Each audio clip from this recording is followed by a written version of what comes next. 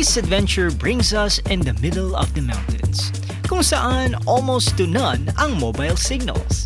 Aranya Resort is one of the newest private Nipa Hut villas located in DRT, Bulacan. It's getting a lot of buzz lately, and we are here to know if worth it nga ba to stay here. What is it that makes this kind of accommodation click? Will we survive more than a day without social media? We'll see. But before we take you on our tour, huwag kakalimutan mag-subscribe sa aking channel and put a thumbs up on this video.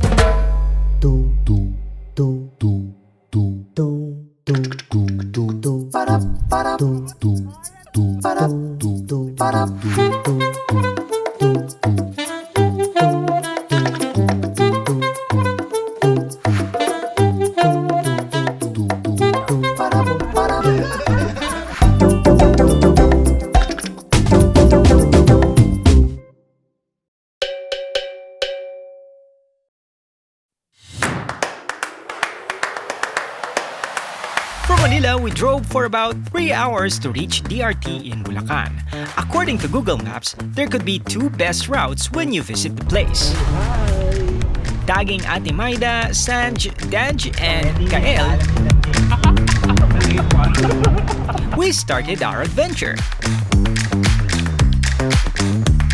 According to the people from Aranya, best to bring a bigger car daw driving up the mountain. Buti na lang, Ford has been generous to let me test drive the brand new Ford Everest. Having this car makes our travel smooth and comfortable. Sobrang spacious ba naman ang sasakyan for 5 people? And the driving? Superb! Anyway, check-in time at Aranya is at 2 p.m. Kaya we left Manila around 10 in the morning, just enough time, especially if we still plan to have lunch or do grocery along the way. Akala ko yung 13 eh. Yung pala 13. Once you reach DRT, huwag magugulat if you'll be stopped by authorities on the road.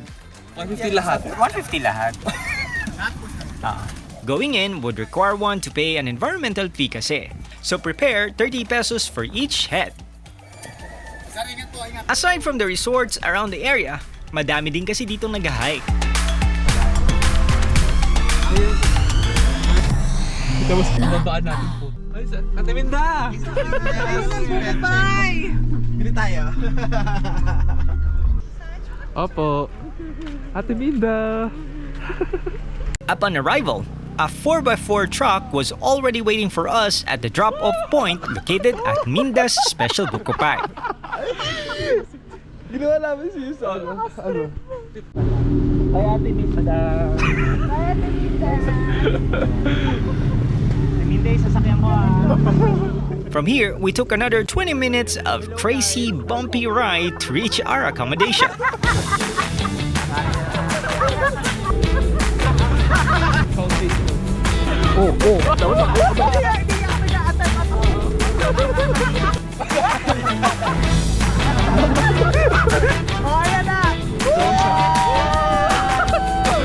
Pero syempre, dumaan din muna kami sa reception area to register.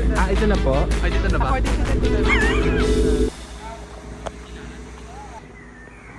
Tayo sa reception. Ayun, so nag-sign lang kami ng parang waiver sa reception. Ay, di ba? Tapos bumaba rin kayo. Start talaga kayo dito eh. Oo. From this vantage, you can see. Nandito po tayo ngayon sa Aranya. Ilan na yung villa nyo dito? Bali, ano po sir, meron po tayong 7 villa po. 7. Yung cliffside po, bali isa lang po. Isa lang cliffside. Point Lawaan po, 6 po. White, okay.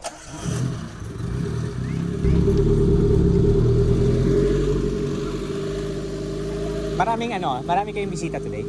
Bali, 3 lang po sir. 3 lang, okay. I guess it's... Yung reception daw is until 5. So, if ever na mag-check out tayo ng maaga, we need to like just inform them 5 na aalis tayo. Okay. So, correct. Tapos ito yung villa. Di ba? Pwede ano pa? Ay, ito yun! Our accommodation is called the Cliffside. So, isa lang yung ganito sa resort na to. The rest are yung, I forget the term. which is an isolated private space that can accommodate up to 8 packs with private pool, toilet, and bath. Per night here costs 11,800 pesos, which means if maghahati-hati kayo, that would cost around 1,475. First look. Sulit ba? What do you think? Oo, ano pala siya, no? Yung nakaagad. Kamakaagad. Before you decide, let's take around the place first.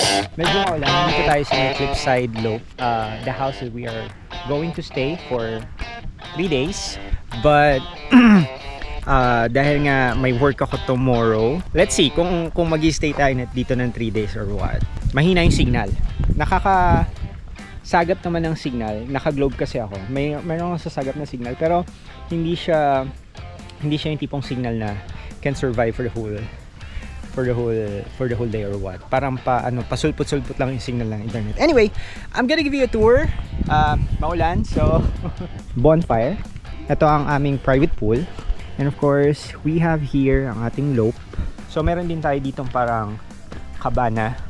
Ang kagandahan dito sa Cliffside is meron siyang sariling CR. Meron silang provided na tuwalya. There's a shower. Meron din mga vanity kit included. And of course, yan. So yun. Kasi yung ibang mga cabin nila here, shared yung CR. So yun yung kagandahan dito sa Cliffside Loop. There's another table here. Tapos merong sink you can use pagka meron kayong mga bit-bit na plato, pinggan, plato, kutsara, baso, etc. So sa second floor, yun yung ating kwarto. Ito tayo. May mirror, cabinet, aircon, may dalawang kama here. And of course, this is a look type, so meron pong isang kamatin sa taas. Yan. Mga baso, may initan, an ionizer, coffee, free complimentary coffee. Yan ang ating view.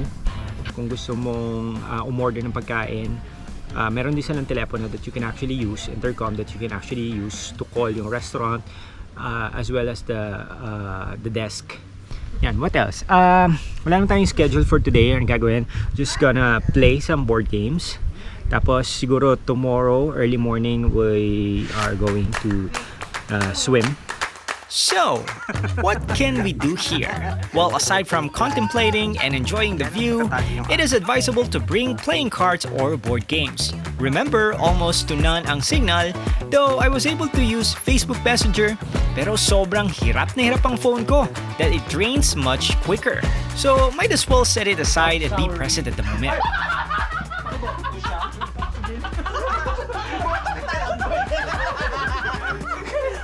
Most likely to have a secret tape.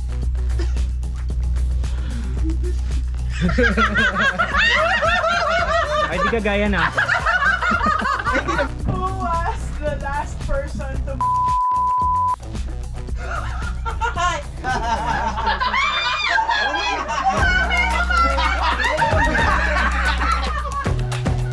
Meron pala silang complimentary water. Food is available here, but you can also bring snacks and drinks. Thank you, Bistro Fish and Company. Nagbaon kami ng pagkain, guys. May dala akong bagoong because namitas tayo ng mangga. Matagal pa yan. This is called the crispy bawang chili garlic oil. So guys, meron sila ditong restaurant called Hamog.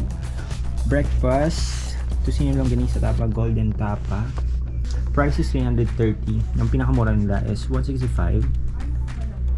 That is actually the Goto. The golden tapa is 570. Mains. The most expensive is the gambas at 920. The cheapest sa kanilang mains ay ang T-bone steak at 405.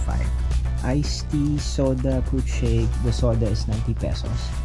Dessert, cookie a la mode, sorbet, tuna, turon a la mode, 165. That's the cheapest. Ako personally would rather bring my own food. Kasi medyo pricey yung ano nila, yung pagkain nila. But you can always try the food in here. In the evening, we decided to have our bonfire lit. So the bonfire would have an additional cost of 250 pesos. Ang setup nila is 6:30 p.m. If it's windy, bonfire would not be allowed. Medyo malamig ang gabi, kaya saktong-saktong ito, while the rest of us dip at the pool. Tapos ang bonfire. It's time for dinner. Ay ko. Time really felt long if you do not have a phone with you, so the rest of the night was spent having deep conversations with the group. Hindi nakita. Ito nyo guys. Yun lang ang ilaw namin.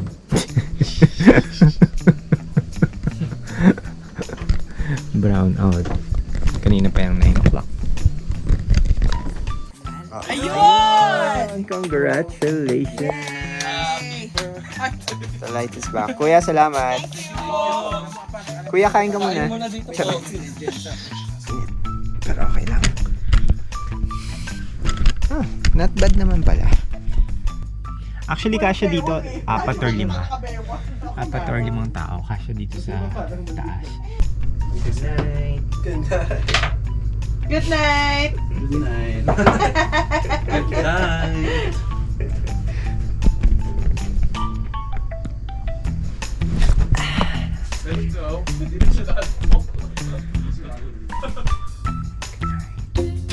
Good morning! I was up early to check if maganda ang sunrise sa aming accommodation. Unfortunately, because of the bila's position, I wasn't really able to see it. Good morning. Good morning. Aga nyo Grabe. Yung water nila dito, guys, minsan ganito yung kulay. Ayan. So usually mga deep well ganito yung kulay ng water. Kasi sa probinsya namin parang ganito rin yung peg. So pagka lumipas na yung yellow na color, mag-white na rin naman siya. So usually just let it flow. Hayaan lang hanggang sa ma-achieve natin yung white. Before the day and yesterday, we decided to pre-order our breakfast and call the reception when we are already ready to eat. While waiting for our breakfast, we decided to visit the other accommodations and pool area. From our villa, it will take around 5 to 10 minute sloping walk. Pero parang mas mahirap bumaba. Pagulong-gulong na lang tayo.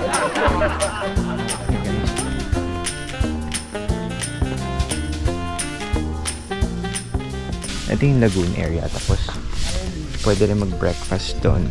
In the public pool, you will also find a restaurant where you have the option to dine in, especially during breakfast. May CR dito. May shared CR. We also visited the other accommodations called the White Lawan, which can accommodate either 4 or 2 packs. Price here starts at 6,800 pesos, with additional 1,500 pesos for an additional head.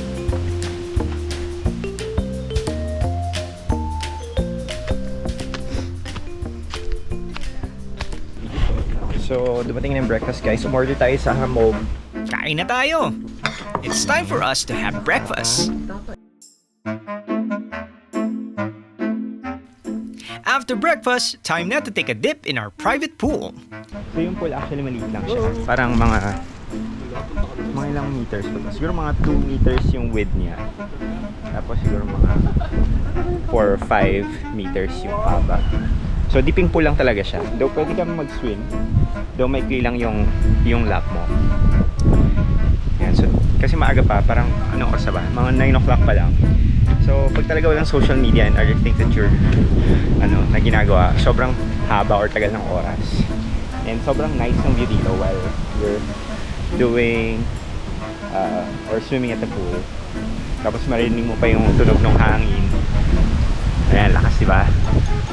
So, hindi ko alam kung naririnig niyo ako, guys. Anyway, swimming na tayo! Woo! Ang dami nun ah. Okay, taga lang, sisadya ka na eh, may hirapan ka na yan. Kaya mo ng onting Sa seal.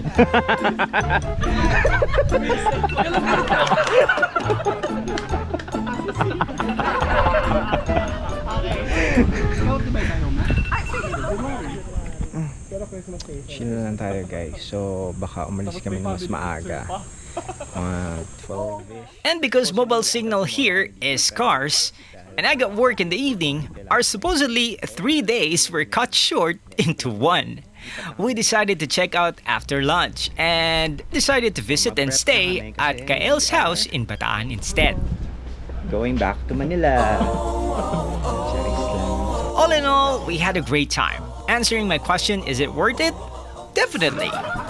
You may feel na an accommodation like this could be quite pricey, but the privacy and the ambiance makes it all worth it.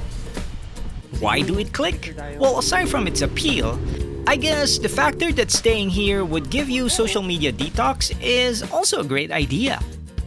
Add to that the effect of having a deeper relationship with the people you'll spend the time in Aranya Resort. Did we survive more than a day without social media? Well, honestly, I can't because my work is tied into it. But I guess if not, it would definitely be a yes.